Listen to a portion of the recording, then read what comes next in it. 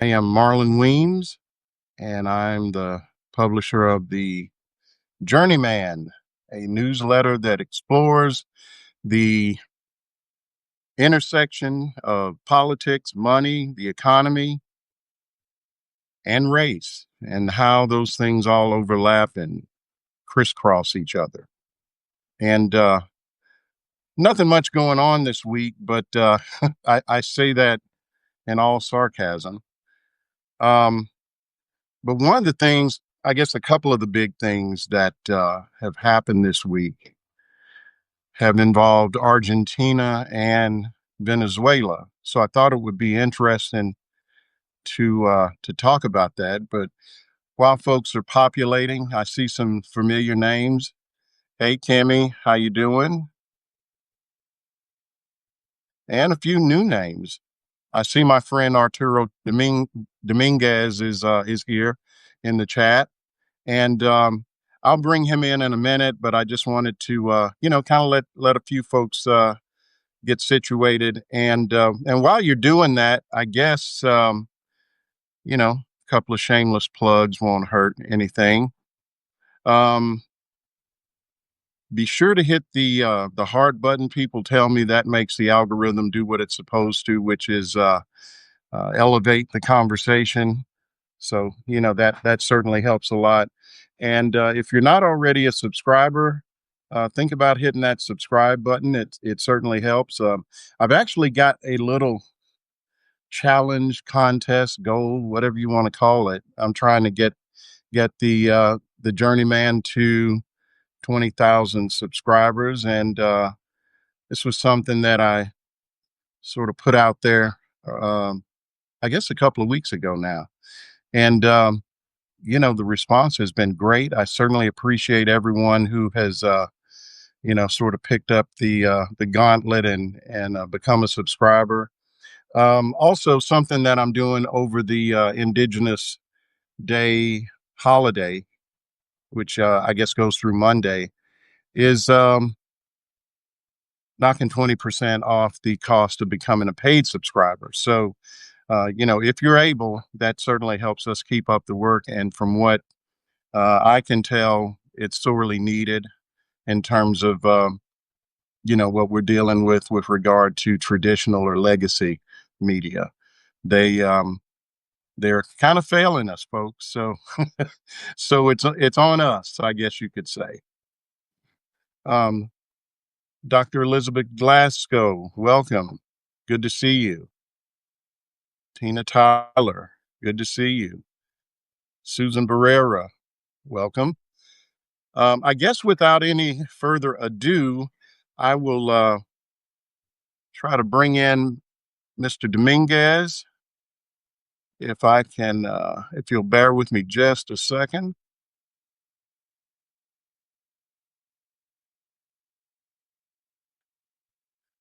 And I am inviting him, and hopefully he will jump in just a second. While he's coming in, just a brief introduction. There he is. How you doing, Arturo? Oh, Let me good, good. How you doing, let man? me. I should have done this, and I'm gonna work on my skills as a host. But Arturo and I have known each other for, I guess, now 2 or 3 years.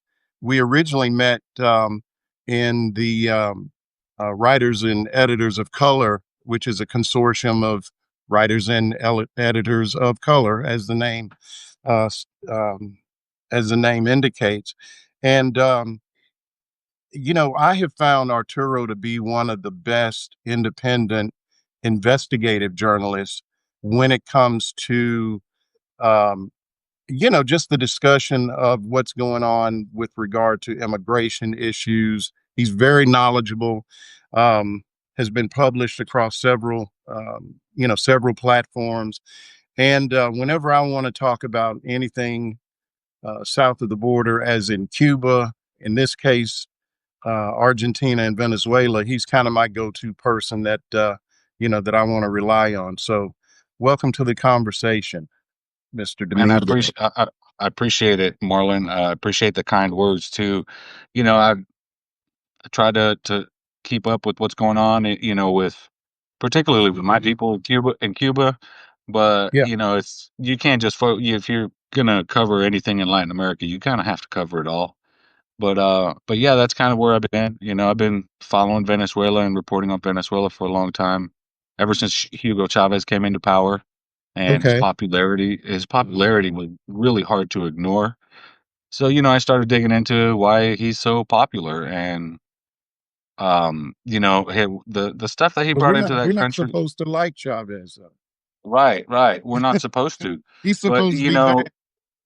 and people use Chavismo as like almost like a slur, like, oh, it's bad if and most of Venezuela is Chavismo, right? Because Chavez, when he came into power, one of the things that he did was kind of like the same thing Castro did, was basically tried to desegregate, civil rights for everybody, you know, black Venezuelans, indigenous Venezuelans were finally being seen, and there's legislation to protect their communities and things like that. So despite everything being as rough as it is in Venezuela, one of the things that we don't confront here in the United States is how popular Chavismo is, because people feel seen, and they feel like they're being heard. Um, when you look at opposition in Venezuela to Maduro, there's 10 different political parties that are considered opposition to Okay. Maduro. Machado is part of one of those. She represents one of those opposition groups. And hers is a far right group. You know, they gained popularity by being very vocal, like MAGA is, and like the way they targeted DEI and CRT and all these things that are supposed to help non-white groups, marginalized groups. Machado's opposition party came into power by doing just that, targeting the So wait, Chavez. they're doing the same thing with regard to DEI and that type But of. sin Right, right, like, they don't call it DEI, but, all of everything that they put in place, the legal frameworks and stuff to protect indigenous people and, Afro-Venezuelans, is one of the things that they went after. You know, a lot of it is centered around, like, anti-whiteness type nonsense, Hmm. and Venezuela is a really, really diverse country, and it's pretty safe to say that white people are the minority there anyway. Um, but because it's a Latin American country, everybody just identifies as Venezuelan, right? So it's not a lot of people don't bring race to the forefront very often, and that was an issue in Cuba for a long time. One of the things Castro admitted to doing wrong was ignoring the issues of racism.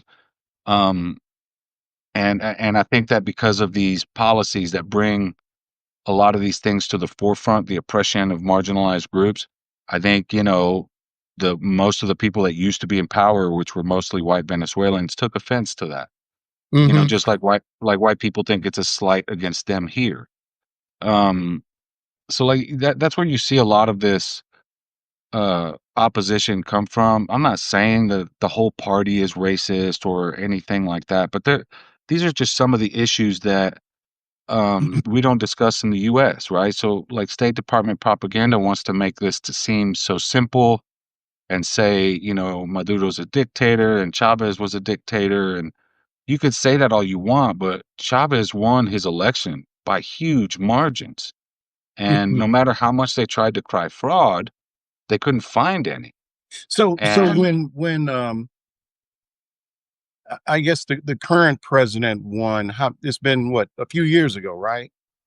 well, the last election was last year, last summer. Well, then, but he was reelected. He was already president, correct? Right. He was in power in 2017, right? So didn't, and you correct me if I'm misremembering this, but I seem to remember when he originally won, we almost tried a coup or something, did we not? Right. And he Well, tried to. when Chavez won, they would try to a coup almost immediately, in '02, and they pushed him out of power, with small, guerrilla type But it groups. really didn't last but what, a day and a half or 2 day 2 days, right? It lasted 2 days. And here's the thing, Maria Corina Machado was in the presidential palace when the person who couped Chavez was in power and suspended the Constitution. His first act was to suspend the Constitution because the new Constitution protects all these people. He wants to throw that out, you know, and wants to go Mm, back to the old way. And that was a huge tell right there for me. For me, that okay. was a major tell. Um, you know, that being said, it's again, I don't want to sit here and say they're all racist and this is all solely racially driven, but it is a huge, It's a uh, uh, component of right, a motivating factor, it. and that's kind of what brought this opposition party to the forefront. Now, you listen to Maria Corina Machado today, and she's still basically saying the same things about going back to a different time, so to speak, and you know, she wants to do a lot of the things Milei is doing. She Hmm. uses Javier Milei in Argentina as an example, which is kind of funny that we're talking about these Yeah, two today. well, I did not see how we could talk about one without the other one because these two things they're happening kind of in tandem, Right. and the Trump administration seems unusually focused on these two countries in different ways, but so that's kind of what got my made my spidey sense go up, so to speak. Now, you know, and I'll be honest, and you actually checked me because when this woman Machado won the Nobel Peace Prize, my first reaction was, how ironic is this that Right. Venezuelan would win because we're, doing everything we can to go to war with these people. And so I didn't know that much about her. And so, we kind of exchanged some messages back and forth, and I started looking into it, and I'm like, well, hang on a second. I need to educate myself. And so I read up on her a little bit. Um, what is interesting to me, this came out last week, that the current administration had tried to cut a deal to sort of appease Trump by offering the United States, I think it was 10% of their oil, right? And I saw this maybe Friday, I think it, and I haven't had a chance to really dig into it, but it's like, here, take some oil, you know, and of course the United States is already in, I would assume, both of these countries. I know Chevron Oh, is yeah. is deep, so Right. what I found interesting about this was, and I wouldn't have noticed it had it not been for the fact that Machado had just won this Nobel Prize. Apparently, she made a separate offer. They didn't really go into the detail, but apparently she pitched something to the United States like an alternative as the opposition leader. And then you look up, and what, once you sort of put it in perspective, then what happens? She dedicates her Nobel Prize to Trump. Trump picks up the phone, calls her, congratulates her, puts it, and you're just kind of going, "Wow, maybe this was, maybe this wasn't anywhere close to being as good of a thing as we thought it was." Right, right. You know, she couldn't run for election, right? Because of all the She's been banned from multiple. politics, has she? Right, right.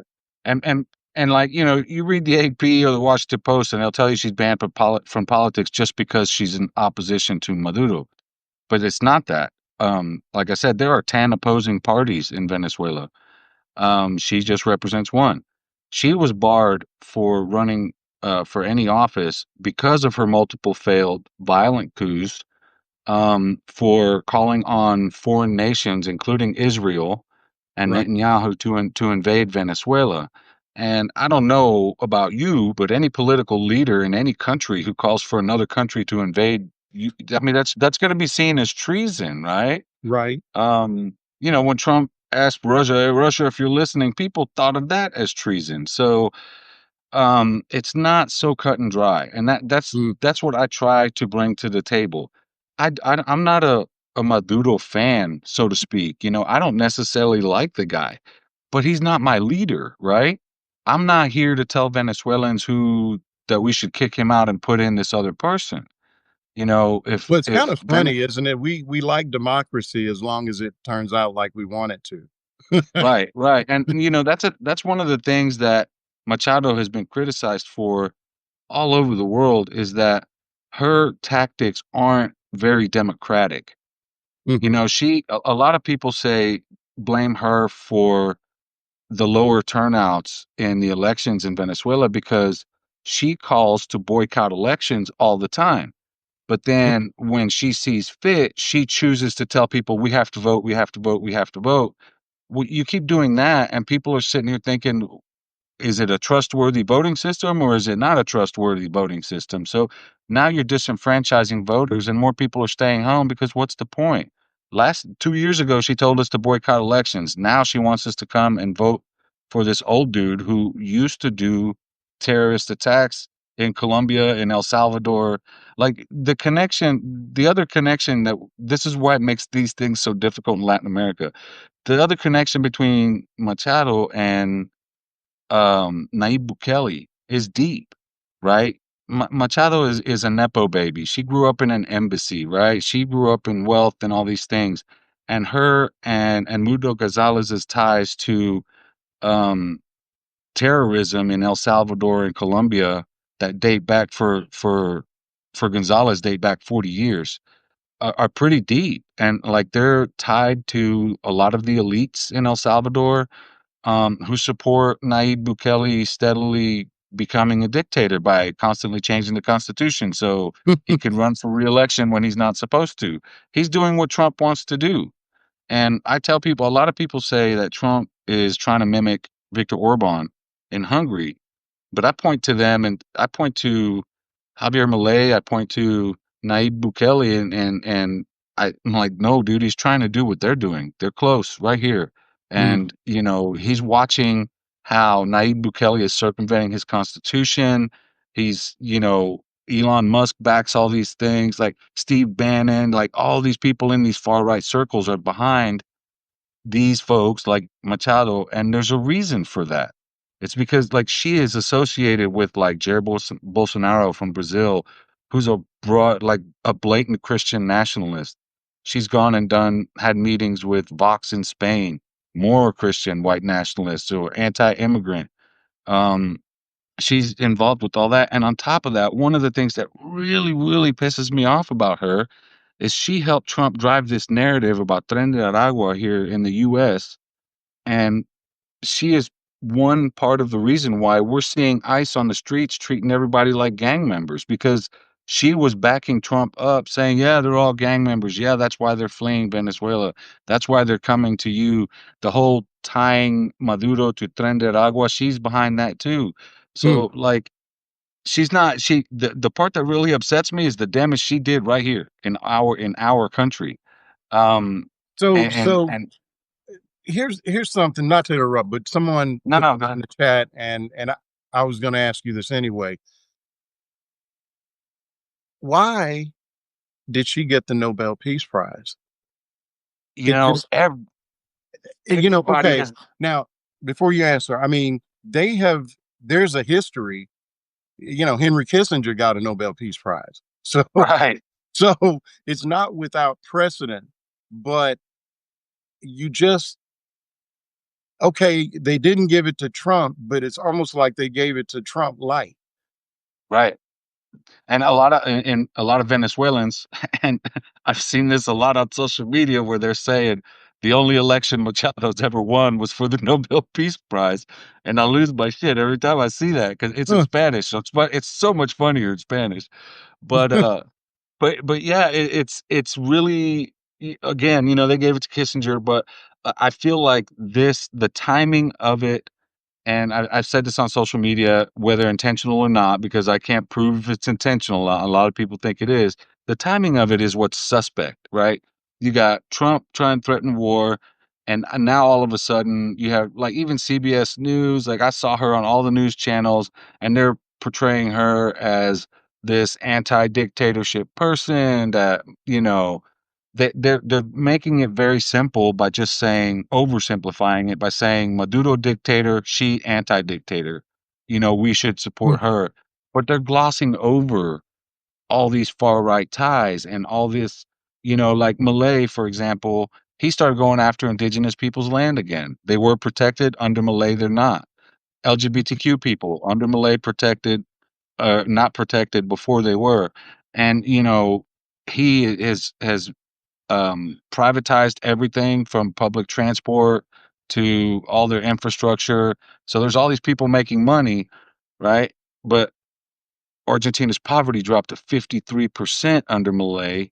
I had to write some of these statistics down, and I had them in an article a while back, but there's like it's ridiculous what the damage that he's done, and this is why they need $20 billion, right? So 53% poverty rate, 70% of children are in poverty, 1 million kids go without dinner, 6 million people are in extreme poverty, and their total population is 45 million. So I'll So put this. I'll put it's this in. ridiculous. We're talking about Argentina now, just to be Right. Well, the thing is, I was going to tie real quick back was okay. Machado has said publicly that this is what she wants to do to Venezuela. She wants to privatize everything there. And, Venezuelans are paying pennies Which for fuel. correct me if I'm wrong. So we're talking about socialism, essentially, are we not? Right. Right. Where the government owns the means of production. So Yeah. I mean, that just that's makes it kind of even where, crazier when you think about, on one hand, in the United States, the radical left is being called socialist, right? And yet we're supporting governments like the Argentinian government, which is straight up socialist. right. Like Help they have help health. me understand. Yeah, like they have universal health care still. Malay wants to get rid of it, but he's gone after seniors' pensions. He's gone after all kinds of stuff. He shut down all kind Ministry of Education. Like he's gone after like the all the laws that address femicide and protect women from abuse and things like that. Hmm. And the whole time that he's sitting here privatizing everything and letting these billionaires run off with the profits that used to go to the state, people are starting to go hungry and they're starting to struggle.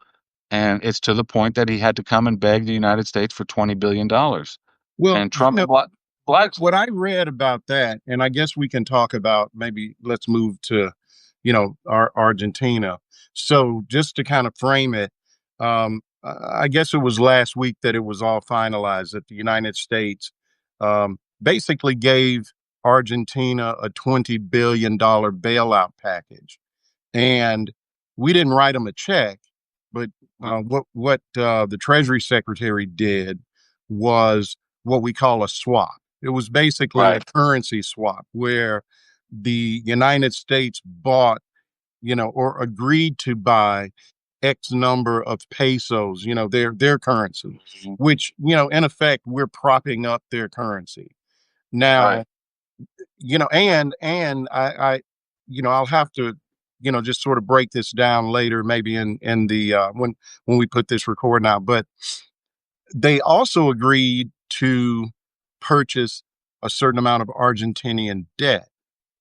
Now, right, the the obvious question is, well, why would we do that? Why are we bailing it? And of course, that goes back in part to what you just sort of brought up. Um, but at the same time, they're doing that. Basent, he used to work for George Soros, believe it or not. So he came out of the Wall Street, you know, the finance community, to put it mildly. Okay. One of the guys that worked with him, I believe his name is Citron or Citron, not sure how to pronounce it, but this guy is a hedge fund guy. And basically all he does is invest in, these, um, we call it junk debt, depressed debt, whatever. I mean, but it's high right, risk, really high risk. So in effect, we're bailing out Argentina, but we're also bailing out billionaire hedge funds at the same time who have right, invested in Argentina. And I believe it was Judd Legum, Popular Information. I guess I should give him a shout out because I think he was one of the first to really bring this up. And now you're seeing it in, just the legacy media.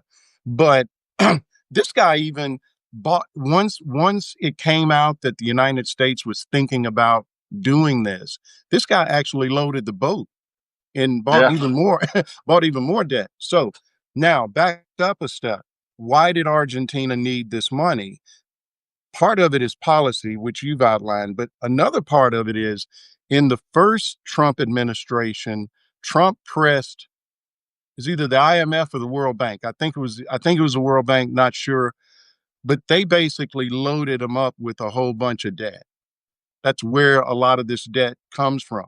Right. And it was more, what happens with a lot of these countries, and we maybe that's a subject for a different conversation, shall we say, but there's a history of third world third world nations being overloaded with massive amounts of debt Yeah. that they can never pay back, and that is how we and by that I mean capitalism, the hegemony, whatever you want to call it, right? That's how we keep control of these countries because they got more debt than they ever can pay back. And when you're talking about the World Bank, who runs the World Bank really? I think I'm not sure who the president of the World Bank is now, but for the longest time, and it may still be the case, the president of the World Bank is always American, always. Right. So anyway, not to go too far into the weeds on it, but that's kind of the backstory on why Argentina is in partly in the shape that they're in, and you combine that with guys raping and pillaging their country's resources, and we're where we are right now. Right, right, right. And this is why I jumped at the chance to do this live with you because you got the economics, Ooh.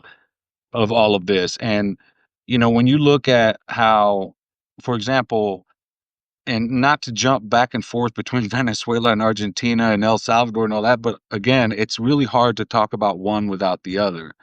You know, Venezuela nationalized their oil industry in 79, I believe. 77 or That sounds 79. right. Yeah, it's been nationalized for a long time. And, the West has been trying or the US has been trying to fight against that for since it happened. When Chavez took over, a lot of that money started going towards indigenous communities and, all the other communities that were never Hmm. included in the profits of everything. Um, trying to roll Argentina was similar in a lot of ways. A lot of their stuff was nationalized. So I don't know what Argentinians are paying for fuel right now, but like Walter Reen went to Venezuela in the last year or two, and he was talking about how at the gas station gas is like 20 cents a gallon. And that's Hmm. because the oil industry and everything is owned by the people there. To ride transport, like metro rail or buses or anything like that is like 20 cents. Our 20 cents, right? 20 cents for us. Machado wants to go in and do what Malay did and privatize all of that and make it, for profit industries. And all of a sudden, when you really do, somebody did the numbers, they were saying that, paying a quarter to drive to ride the metro is going to cost you $2 in her economy. So, like, when you look at Argentina and Venezuela and several other countries, the social programs are what people are trying to protect the most because that's what they benefit from. They are not interested in a full-blown takeover by the United States or going from Maduro to another extremist on the other end of the spectrum who's going to take all Right. these things away from us. So, you look at a lot of the Latin American countries, and that's what we're faced with. These are things we don't discuss in the US. And I talked to someone in my replies recently who's from Europe, and they were talking about how in Europe everybody knows these things. And they think that it's so crazy that in the United States everybody got behind Maria Corina Machado without knowing who she is. They're like, we all know who she is. We all know she doesn't deserve that. We don't need to have a debate about it. But in the meantime, I'm over here and I'm trying to explain to people why she shouldn't get it, and all of a sudden, I'm a communist. I'm a Maduro Dude, I supporter. I'm a saw you were Trumper. taking I'm like, bro, a whole lot of income, and I tried to help. yeah, yeah, But that, I like and I that's the said, I will admit when I am wrong about something, and I Right. I just kind of took a superficial look. Venezuelan woman gets the Nobel Peace Prize without really thinking, well, what does she stand for? You know. Right. So I think that's one of the things that's great about platforms like this, where it's a writer's first platform, or a Right. content creator's platform, and we all sort of can depend on each other for different things. Um, and so yeah, I really appreciated that, and all it took was 10 minutes on Google. you know, Right. Right. Chat Right. And GPT. Who is this woman? Is she right wing? and you know. a lot of the things you'll see on Google now, and I don't know, I'm guessing this is probably intentional, but it seems like it's harder and harder to find the real information about her. And a lot of it is because of all the recent news flooding the internet too, so it kind of Sure. buries her history a little bit. But it's all out It's there, it's you starting know? to come out now. I took a look this morning, and you're seeing, I mean, I don't, I think it was Politico or one of them, and they literally referred to her as a far right politician or whatever. Yeah. So, Yeah, I I mean, because saw. and you're probably in some way maybe responsible for that, because that's one of the things social media is good for. Every once in a while is kind of drowning out the misinformation. Yeah, and I saw NPR called her far right too. And there's no, I can't remember his name now. Anyway, there's a Dutch diplomat here on Substack, an Mm, ex-diplomat, and I read his article about Machado, and he's a diplomat, right? So you gotta he's expect going to be diplom diplomatic. right, you gotta expect that. Mm, And I respected the article. He tried to, explain her far right views and some of her associations. He kind of skipped over the whole associations with like these really hardcore groups like Vox and in Spain and things like that, and Maloney in Italy. Um, and at the end, he still was holding on to the idea that she is someone who's trying to fight a dictatorship. Trump is someone trying to create a dictatorship. So her giving him praise kind of doesn't fly. And I was like, that's kind of do where you you missed the think? point Do you because she think? is him.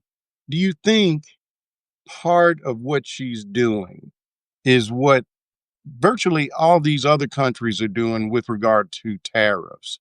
Where if you praise Trump, it doesn't take much, right? And I just in reading up on her, and I'm not minimalizing her views at all, but I Right, feel right. like there's a large part of the whole interaction with Trump is puffing him up, because everybody knows that works, praising him. I'm dedicating this to you, Mr. Trump, and we need, because anybody can see we're looking for an excuse with Venezuela Right. anyway. And she seems to be trying to position herself as, when the bombs start falling, when the dust settles, she's going to be the person that wins, so to speak. Knowing that there are, like you said, 10 different other parties. Maybe that's what I just feel like to some extent that's what I was seeing when I just looked at Yeah. her, you know, she's pitched the White House something related to US, because Trump's doing the same. It sounded like the same kind of deal that we've done with all these companies, where the US is getting 10% here and 5% there. And so I'm sure it's going to come out with what she pitched, but she had to top what and what's happened now in the last week. Correct me if I'm wrong.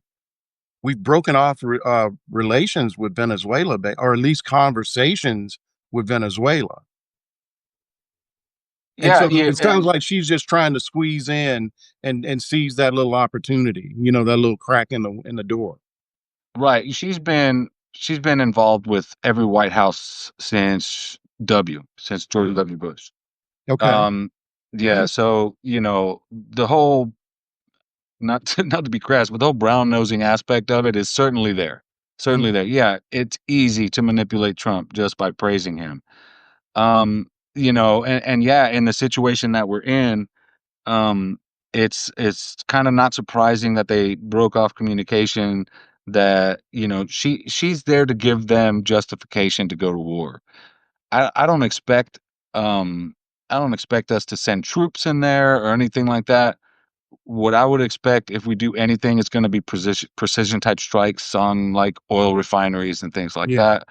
I mean, it Um, won't take much, let's face it. I mean, no, not it won't, it won't. The thing is, again, one of the points that I've been bringing up here recently, when everybody keeps saying, "But most Venezuelans hate Maduro." Think about this for a second. The man has a $50 million bounty on his head.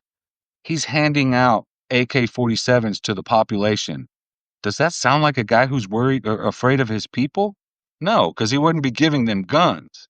mm. So they're going to defend their country. Maybe they don't like Maduro, but they really don't like US intervention a whole lot Yeah, I more than they mean, hate that guy. it's it's not like they're saying, "Yeah, we dislike him so much, we really would like, colonization." Right. Yeah, That's we exactly, and that's because that's another thing. basically what we're looking at, right? Right, right. You look at what Venezuela is, and Venezuela is unique, right? You can't call it a communist country or just a flat out socialist country. It's a Bolivarian republic built on the ideas of Simon Bolivar, who liberated like a dozen countries in Latin America from Spanish control. Mm, And there's a very anti-colonialist and anti-imperialist aspect to that. It's built around those ideas. So while what the West calls socialism, in Venezuela, it's a sense of community. It's a sense of making sure everyone is taken care of. Sure, we call that socialism, but in most places, it's just humanity. And for people don't understand what a Bolivarian state is. So like Cuba is somewhat similar because they're built on the anti-colonialist and anti-imperialist views of Jose Marti, who fought Spaniards and ran them off with help of the US. But part of Marti's deal was that if we're going to run off Spain and the US is going to help us, we can't let the US come in here and take Spain's place. Well, mhm, Jose Marti died in battle, um, and the U.S. came in and did exactly what he didn't want them to do. So since then, there was in Cuba, there's always been this push to get the U.S. out, and the U.S. refuses to leave, and mhm, that's the problem, right? You look at Venezuela, that's what they're trying to avoid. They don't want the help from the U.S. They don't want the U.S. in their country because they know that once they're in there, it's going to be impossible to get them out. The US operates out of 8 Colombian bases in Colombia, right? As a joint operation. The operation is to counter narco trafficking. They've been there since the early 2000s, and narco trafficking has nothing but tripled since then. So, like you read about military involvement in drug smuggling, all you gotta do is look to Colombia, right? Like they're mhm, there, they're not stopping it, they're making it worse. So again, Colombia's Venezuela's neighbor, they don't want that. They don't want that in their country because once you let the US in, they don't leave. It's like a cancer. Um, and that's what they're gonna fight against. And what people don't seem to understand is that if the United States attacks Venezuela, Venezuela is a combative country, always has been. The Bolivarian Republic, that's when that started and they're ready to fight. People don't realize that. People think that the United States is doing some benevolent thing by overthrowing Maduro. Well, maybe they'll get in there, maybe they'll assassinate him, but that doesn't mean you just took over the country. You still have 20 million people that are heavily armed to contend with. The country was heavily armed before Maduro gave them guns, now even more so, and there's ammunition galore. So, Venezuela has the support of China and Russia has a lot of more advanced weapons than the US does in a lot of aspects. Venezuela uses Iranian boats that are part of its navy, and like there's Venezuela's not a punk. They have American jets in their air force. mm, okay. Yeah, sure, we can overpower them, militarily, But but it's it's not gonna gonna be just be a cakewalk, in other words. no, not at all, not at all. And then when you consider, like we touched on how, Chevron is in Venezuela. You have ExxonMobil who's drilling for natural gas in disputed waters, right? Mhm, Um, and technically, when there's disputed waters, You wait till that plays out, till the dispute is settled, and you don't go drilling on what could be another country's, oil fields. Well, the US is backing ExxonMobil and they're letting them creep further and further into those disputed waters. And when all this hype about Venezuela and Guyana maybe going to war over these disputed waters, that's what it was about.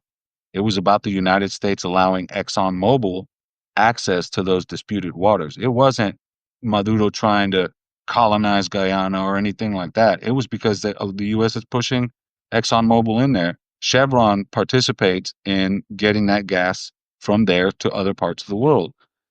Chevron is shipping oil out of Venezuela. And then, if you go in and you start bombing, this is where it becomes a problem for the United States. If you start bombing oil facilities, you have no choice but to hit But Chevron you're facilities. screwing up Right. your own corporation. So there's a huge contradiction going on right now.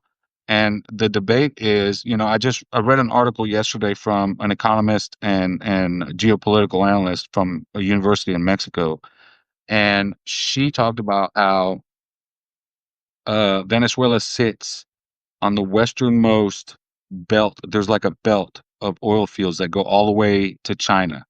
And if you look at that belt across, you'll see where all these wars are happening. At the Hmm. middle of that belt is Sudan, with access to the Red Sea. Sudan has almost as much oil as Venezuela, and she attributes the civil war there to Western powers being involved and keeping that country destabilized. Because as long as the country's destabilized, the U.S. can move in there and do whatever it wants, like it did in Iraq, in Afghanistan, and things like that. So, Yeah. And that was don't sleep on Exxon. I mean, Exxon operates yeah, like its own sovereign nation it to a does. large extent. There's a book I read some years ago by a guy, I think his name is Stephen Call, Coll. And I've read a couple of his books, but one was specifically about Exxon and how, they've got their own, um, military, I guess you could They say. do. They've got so when they go, and they were at the time, I think it was Chad that they were talking about, or this guy was talking about. So, just to kind of skip back to Argentina, someone made the comment in the chat that, basically America's stupid. Well, there, I actually wrote this the other day. If there's one thing that's going to save us in this whole movement that's going on towards authoritarianism, fascism. Again, you pick your your far right terminology. What's going to end up saving us is that these guys they're just not the smartest guys. And Right. I thought Besant, I think I gave him a lot of credit just because of where he came from. But think about this. So you do this deal with Argentina and take away his motivation to help his boys out and all that kind of thing. Argentina sells soybeans. They got to be in the top four in soybean production. I was going to mention that. And you don't put a caveat. You're giving these guys money and you don't put a caveat, like a non compete. You don't put Right, that right. in the deal. And so, why do I say this? Because what happens? We bail these guys out. And once the deal is done, what does Argentina do? They remove all of their barriers to doing business with China, and China loads the boat with Argentinian soybeans. And our farmers are sitting over here looking like, hey, what about us? If If I they had if really see, that's the kind of thing that makes me think. I was on I was on a live stream last week with some guys at um, Blue Amp Media, Yeah, uh, I watched that. It was and good. David Schuster and Cliff Schefter. And at some point, this came up, and one of them asked me, did I think this was being, all of this chaos was being done on purpose? And to some degree, I think, well, first of all, I just think these guys are raiding the cookie jar. Number one, Right. that's Right. just put that up top. But Besant is smart enough to know that you don't leave yourself exposed in this way. If he was thinking about the folks who voted for him, I mean, come on, let's face it, the farmers are the people who put this guy. You're not going to find any left wing farmers in Arkansas.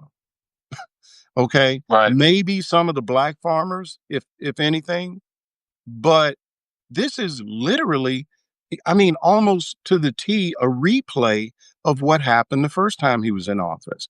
He went into a trade war with China, doing all these tariffs, nearly collapsed the agricultural industry.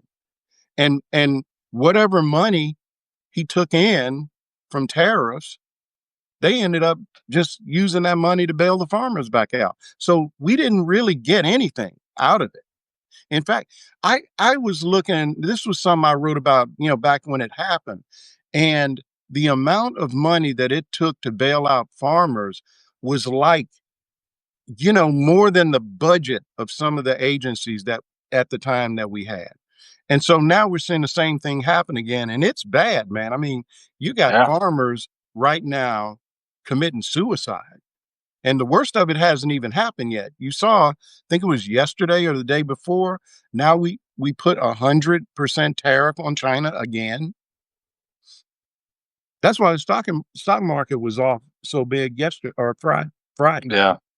Yeah, a couple things, with the Argentina deal, when Malay took over, he was, "We're cutting all ties with all communist countries, including China, blah, blah, blah," right? And then within like a few months, he was like, "Well, let me backpedal on that a little bit."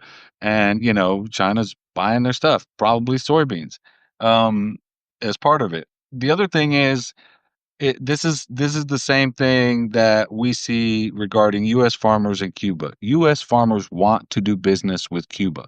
They want to be able to sell their product to Cuba. The United States won't. And I've heard a lot of farmers, right-wing farmers and all that stuff who've been to Cuba for these conventions about, being able to work with the Cuban government. And they're just like, is it really freedom when my government tells me who I can and can't sell my product to? And I was like, "Damn, that's a really good one." Hmm. And So and what it happened started to the opening. free market capitalism thing, huh? Right, and then it started opening my eyes to a lot of things. So when they say, "Oh, you can't send money to Cuba to your family because you're both," is that freedom? I can't send money to Cuba now because why? Because you say that by me helping my family, I'm somehow supporting the Cuban government? That doesn't even track, man. Like, come on. You So send I them think some money so they something can else get some that groceries. again, It's man, I don't know. The only thing that makes me think that this is not completely like part of a plan. I mean, yeah, you got the Project 2025 stuff. We all know about that. But I'm talking right. about in practice, the way these guys, actually do some of the stuff. It's not Yeah. in the smartest way. I mean, think about this. Okay. So we're talking about farmers.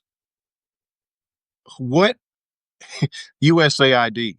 What's it all about? It's basically giving our surplus production to Right. countries that that we want to keep from sinking into totalitarianism, authoritarianism, so whatever, right? That's the whole purpose. Well, we've Right. destroyed that. Right. So these farmers, they can't they can't really sell their excess production to the government because we don't have the agencies anymore. Right. They've screwed. So I mean, every time I hear these guys, complaining, I listen to them, I feel I feel bad for them. I do. But at the Yeah, same I do time, too. this is what he said he was going to do. Right. I told him, people like you told him, anybody who would listen, the guy is coming with the tariffs, and that's going to make all our shit more expensive. And if you're growing stuff, you know, he's going to hurt you. And you would think Yeah, after this happened, his first term, farmers would be a little bit, look, man, all right, I get you're racist and you didn't want to vote for the black lady, but protect yourself. yeah. Yeah, and that's the thing. We were told that we were being alarmist, right? We were I know told that we were being hyperbolic about what Trump was going to do. And I'm not an I told you so guy, but like the first few months I was all out I told you so, and so were a lot of us. We were like we told you, it wasn't just us, so Arturo. It was every any economist right, that knows how right. to add and subtract was telling them. And I wrote about it and I referenced a lot of this material where guys were saying, "Look, okay, here's what Kamala Harris is saying she's going to do. Here's what this guy is saying he's going to do," and they just didn't listen. And now they're surprised that he did what he said he was going to do.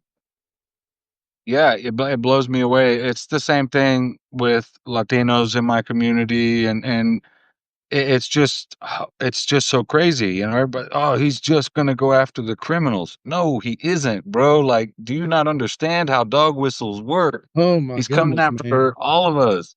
This is Yeah, going to it's go it's down in history as one of the biggest, leopard eating people's faces situations yeah, ever. Because I'm telling you, it's everywhere you look. I, it makes me really nervous that he doesn't care anymore about hurting his own people than he seems to, because many of his policies are going to, sort of the outsized, you know, persons that are going to be affected. It's overwhelmingly in red states. New yeah, York's going to be yeah, fine in the soybean situation. California's going to be fine. So you yeah. just have to wonder what the end game is. Now, part of it, look, technically, he's not supposed to run again. So it's almost like, hey, I don't have to get elected again. So what the fuck? Who cares? Right. At the same time, I am not convinced he's going to try to run some kind of way, you know, Didn't or maybe someone did maybe just won't have an election. didn't right, didn't a Republican introduce legislation a couple months ago? I want to say Randy Oh Fine. yeah, I'm to allow him probably to run. yeah, I because remember it, he it did. wasn't right because it wasn't two consecutive terms. That's some naive I Bukele don't. type I mean, stuff. no, really. Right, right. So, yeah, I don't. It like you said, if we have an election, I'd be surprised if there isn't some sort of attempt to even stop the midterms. Oh, Because they're I think that's this whole thing of us. Him putting National Guard and military troops in all these cities yeah, is. Remember, last time he was in office, he was talking about seizing voting machines. mhm. So, Didn't eh, look, we can start to wrap up, but just one last thing that just sort of on this same topic. Again, haven't had a chance to dig too much, but what I know is it's scary. Dominion voting systems that sued Fox News, got what almost $1 billion, right? yeah, Was just bought by a MAGA centric yeah, ex election official. We don't know how he paid for it, don't know how he bought it, where his money came from, wasn't disclosed. But Dominion voting systems is used, I think, in 28 states. yeah. Now, I believe that's right. not necessarily statewide, but they got a big footprint. And so when you talk about, you just start adding up the pieces, military in all these major cities that just so happen to be in opposition. Here's a guy over, oh, you know what? He's talking about paper ballots. I mean, paper Yeah, ballots, dude. You're talking about weeks of not knowing who won. right, right. So why would you buy Dominion voting systems if you're talking about paper ballots? I do not know. This is something I'm looking at. I've got a queue, and one thing about this whole moment is so many things happen that are so important. I'll start writing and I get 500 words into it, and some other shit happens. I go, well, boy, that seems more important than this thing. I need to put this to the side Happens. and circle Yeah. back. you know, like I didn't intend to be talking about Venezuela and Argentina 3 days ago, but Right. you Right. gotta be out there on top of this stuff. Yeah, So, and that's I have to pick and choose my things too because, so everybody's reporting on what ICE is doing to civilians on the street. I'm glad they are. It's about time. ICE has always been a very violent organization. They are definitely more violent now, I but mentioned I'm the other glad. day someone, I forget what the context was, but you know, what is it? Maybe 4 or 5 years ago, when she first came into Congress, AOC was saying we need to abolish ICE, and everybody was looking at her like she was crazy. Yeah, Well, because what you got she to say? She lived in a community where she probably saw how they act, just like we do here in Houston. We've seen what ICE does, and they're a violent group of people, a violent agency. And what I was leading to is that I'm glad everybody else is covering this because that means I don't have to, and I could focus on some of this other stuff. So there's the same thing with hate groups. I stopped focusing on the little hate groups in the communities and started focusing on the people who drive them. And that's billionaire funders, politicians, everybody all the way to the White House. And it's the same scenario here. There's a lot of corruption in the White House with ICE and DHS. That's an agency that I've always covered very deeply. So I'm, still bugging them, still going in on them, and still, that because once you start highlighting what they're doing behind the scenes, it explains what they're doing in the streets, and Hmm. it kind of shows you where they're headed with this. So when I recently reported about Rodney Scott being at that meeting with the generals with Hegseth and stuff, my first question was to see Customs and Border Patrols. Why was he there? He's not a general. He belongs to a federal agency. There's a clear line that divides, his authority and their authority. It's called the 10th Amendment, right? The 10th Hmm. Amendment also that separates, federal power from state power, and they wouldn't answer that question. And then I started getting leads, and then I started hearing from people, and then I started finding out what the agenda was based on a memo, and it explains what is going on with the military on the streets. And that's where my focus has been. Same with Venezuela, same with all this stuff that is, especially with Cuba, that it's affecting my people, my family, here and there. Um, it's just it's just extremely problematic, and the whole Dominion thing, like you said, is extremely scary. Yeah, Like what does that leave us as voters? Can we even trust that anymore? I mean, most people didn't really trust it fully in the first place. yeah. Well, So it's that weird. blew me away when I Yeah, ran across this. But so Arturo, man, it's always a pleasure. I always learn it a heck. is, bro. Tell people how to how to find you, how to Well, subscribe to your newsletter. my newsletters, Decolonized Journalism. You can find me pretty much everywhere. I use the same username at Extreme Arturo, one word. And right now I'm doing a 35% off sale. You could subscribe for $35 a year forever. Um, Oh and man, that my ends. my my sale is only 20% off. Now I got to Oh go fix. well, you've had some sales, man. You've Yeah, done pretty thanks for good, a but long time. but Like yeah, I'm gonna 30% off.